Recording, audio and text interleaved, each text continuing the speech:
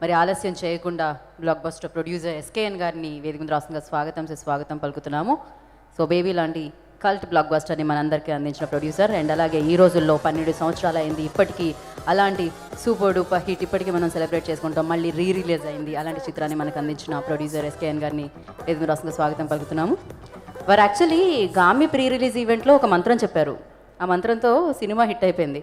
ఇది already success అయిపోయింది కాబట్టి ఇప్పుడు ఇంకేమన్నా అలాంటి మంత్రం ట్రై చేస్తే ఇది ఇంకా సూపర్ బ్లాక్ బస్టర్ హిట్ అవుతుందేమో అని అనిపిస్తుంది. చెప్పులిప్పి వచ్చారంటే ఏదో జరిగేటట్టే ఉంది ఇక్కడ. అంటే మీరు చెప్పులిప్పి రాగానే ఎర్త్ కొట్టిద్దేమో ఆలోచించు.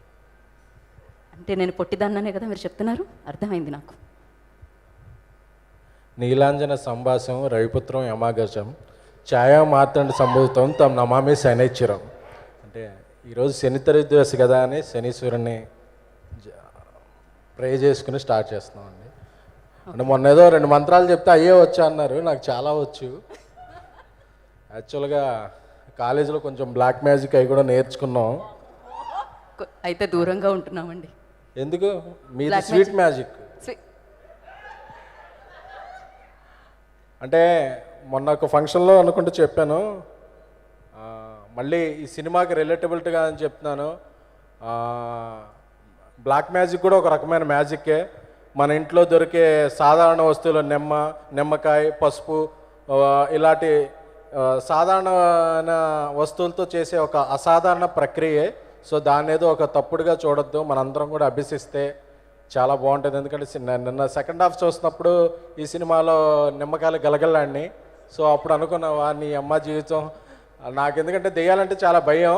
నేనేదో ఓం భీమ్ భూష్ అంటే ఇదేదో జస్ట్ మామూలుగా ఏదన్నా కామెడీ ఏమో జాతిరత్నాలు ఆ టైపు 3 లాజిక్ కామెడీ ఏమనుకున్నా. బట్ సెకండ్ హాఫ్లో నుంచి అక్కడ చూస్తే దెయ్యం వచ్చింది. నాకు చాలా భయం దెయ్యాలంటే, అందుకే మన యాంకర్లో కూడా ఎప్పుడన్నా ఉన్నప్పుడు కొంచెం దూరంగా ఉంటాను.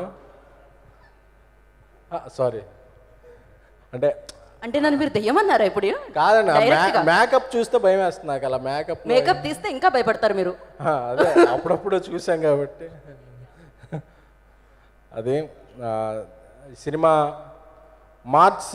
మార్చిలో ఎప్పుడు ఒక ఎగ్జామ్స్ అయిపోయే టైంకి మంచి బ్లాక్ బస్టర్లు వస్తుంటాయి ప్రతి ఇయర్. ఈసారి మొన్న ప్రివ్యూలో చూస్తుంటేనే AAAలో చాలా బాగా నచ్చింది. ఎందుకంటే ఎక్కడ ఫేస్ మీద స్మైల్ ఆగలేదు, నవ్వుతూనే ఉన్నాం. కొంతసేపు అయ్యాక అసలు ఎందుకు నవ్వుతున్నారు అంటే అసలు ఏదో ఒక జోక్ వస్తానే ఉంది. సో చాలా బాగా నవ్వించారు డైరెక్టర్ హర్ష గారు. ఆయన ఎప్పుడూ హుషారుగా ఉంటారు, అందుకే ఆయన ఫస్ట్ సినిమా కూడా హుషారు అని టైటిల్ పెట్టారు. కాకపోతే ఏమంటే మీరు ఒక విషయంలో నన్ను డిసప్పాయింట్ చేశారు. మీ ఫస్ట్ సినిమాలో లిప్ లాక్ ఉంది, ఈ రెండో సినిమాలో లిప్ లాక్ ఉంది, ఈ సినిమాలో లేదు. బహుశా ఎడిటింగ్లో లెంత్ ఎక్కువైందని మా వంశీకి తీసేసి ఉంటారు. ఆ డిలీటెడ్ సీన్లో ఉంటే కలపండి. సినిమాలో అలాగే చాలామంది వీరులు ఉన్నారు, ఎవరు కనిపించట్లేదేంటి? అంటే మీరు వస్తున్నారని చెప్పామండి, అప్పుడు రావాలి కదా. సో ఏదైనా సరే మా శ్రీ విష్ణు గారు ఎంచుకునే సబ్జెక్టులకి ఒక టేస్ట్ ఉంటుంది. సార్ మీరు ఏం పేస్ట్ వాడతారు సార్? ఎప్పుడు నవ్వుతూ ఉంటారు, నవ్విస్తుంటారు. సెకండ్ హాఫ్లో అయితే ఒక అరగంట ఎపిసోడ్ మాత్రం నభూతో నభవిష్యత్ అనిపించింది నాకైతే చూస్తున్నప్పుడు.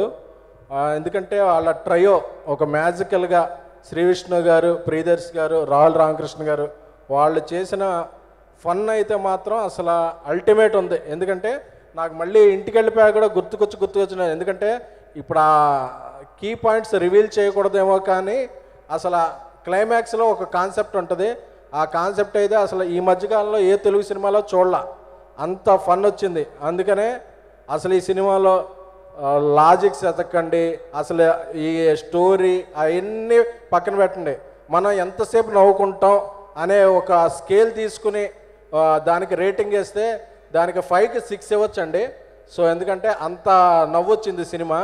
సో అందుకే నేను చెప్తున్నా, ఈ ఇంటిల్లిపాది మీరు గ్యాంగ్స్తో ఇదేదో ఓటీలో వస్తుందో అలా ఎప్పుడు ఆకండి. ఎందుకంటే 1000 మందిలో మనందరూ చుట్టుపక్కల వాళ్ళు నవ్వుతుంటే అదొక పండగ వాతావరణం ఉంటుంది.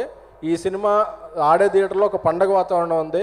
సో ఇప్పుడు అందరూ కూడా పరీక్షలైనవి, మీరు ఎగ్జామ్ బాగా రాస్తే ఆనందంగా చూడండి, ఎగ్జామ్ రాయకపోతే పర్లేదు, మార్చిపోతే సెప్టెంబర్ ఉంది అనుకుని నవ్వుకుంటూ ఈ సినిమా చూడండి.